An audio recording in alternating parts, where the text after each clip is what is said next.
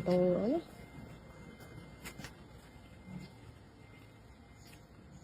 nakita sa labo. Pero nasa ilalim din ng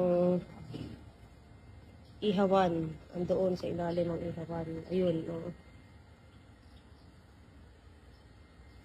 At ayun, ang pinakamasaklap, water dispenser.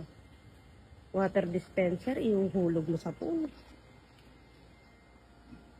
Makikita mo kung gaano kawalang disiplina yung mga customer na yan.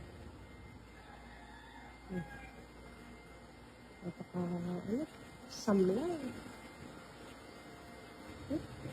Mga ganong basura, mga isda, kailangan lang nasa lapag.